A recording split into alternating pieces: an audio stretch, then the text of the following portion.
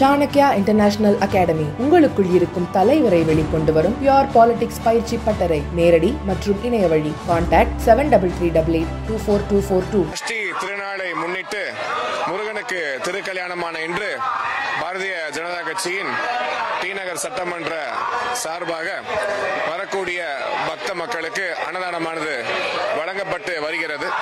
நேற்றைய தினம் சஷ்டி திருவிழா பெருமளவில் தமிழகம் முழுவதிலும் நடைபெற்றிருந்தாலும் அதிக பிரசித்தி பெற்ற திருச்செந்தூரிலே வரக்கூடிய முருக பக்தர்களுக்கு ரொம்ப ஒரு கடினமான சூழ்நிலை.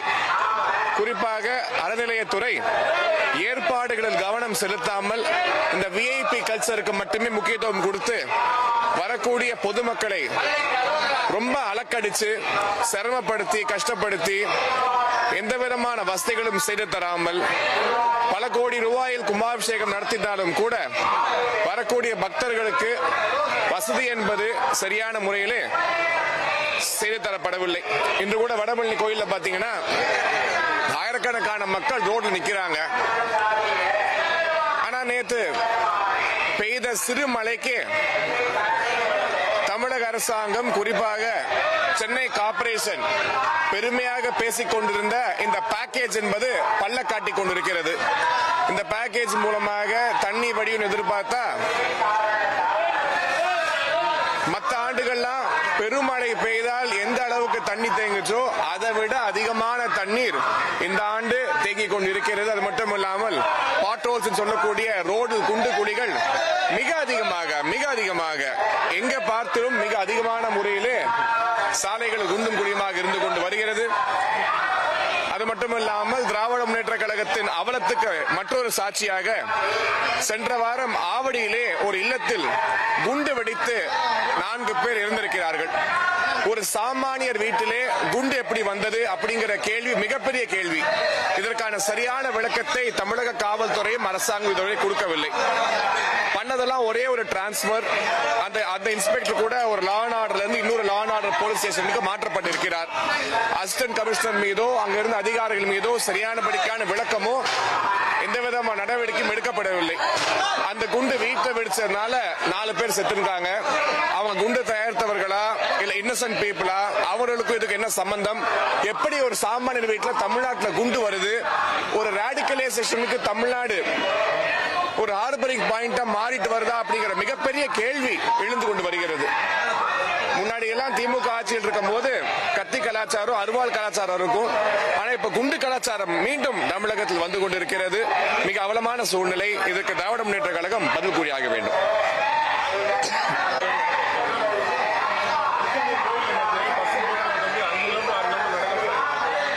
சொன்ன விஐபி கல்ச்சருக்கு மட்டுமே முக்கியத்துவம் கொடுத்து வரக்கூடிய பக்தர்களுக்கு, அதாவது கோயிலுக்கு வந்தா மக்கள் சிரமப்பட வேண்டும் என்கின்ற சூழ்நிலை உருவாக்கி பக்தர்களோட இந்த கடவுள் நம்பிக்கை மீது ஒரு கேள்விக்குறியாக்கும் விதமாக திராவிட முன்னேற்ற கழகம் அரசாங்கம் செயல்பட்டு கொண்டு வருகிறது.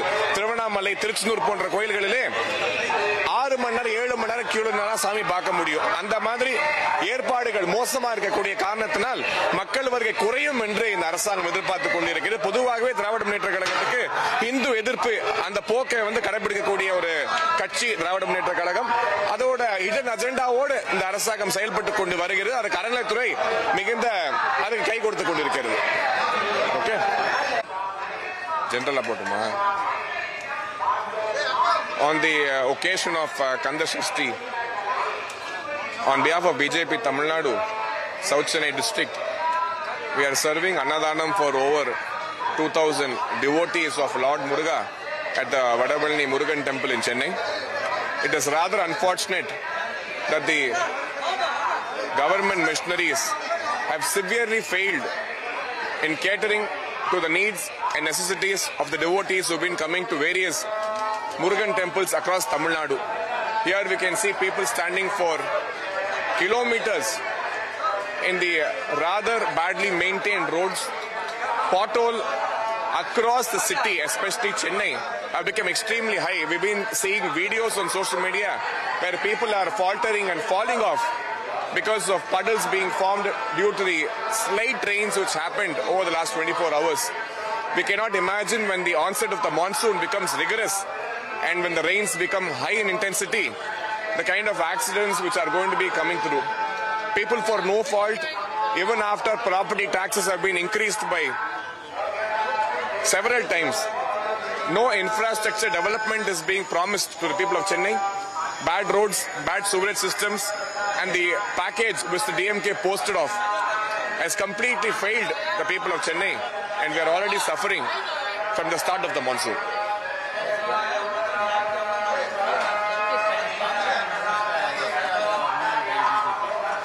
Of course, the DMK will be very scared of the SIR. The SIR is going to be a knock on the head for the DMK because DMK has been manipulating the state by including names of deceased people, people who are residents of Bangladesh, who have been illegally occupying Tamil Nadu, are also being made as voters. Now the exercise of SIR is going to be a very genuine exercise where the voters, the deletion, the addition, and any of the malpractices will be weeded out, and only the actual voters will be allowed to vote in the coming up elections, and that is not good news for the DMK.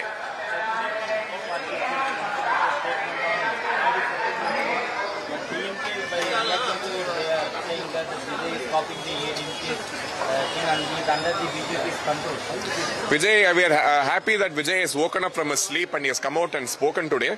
And I completely agree with the points made by actor Vijay. The failure of the agricultural ministry is probably the most severe in the DMK's government. They have been very massively failing in their efforts to cater to the needs of the farmers.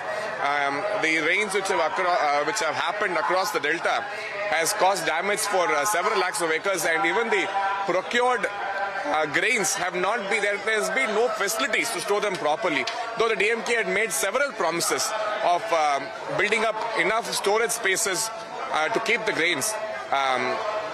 Silos were promised, several silos were promised across the region, but the promise has not been met, causing severe damage to the farmers. And despite all that, the Deputy CM Udayanidhi Stalin has the audacity to make fun of the farmers and call them liars. So it is time that the people of Tamil Nadu realize what the DMK actually stands for, and they are more interested in reviewing movies like Bison instead of the worries of the people of Tamil Nadu.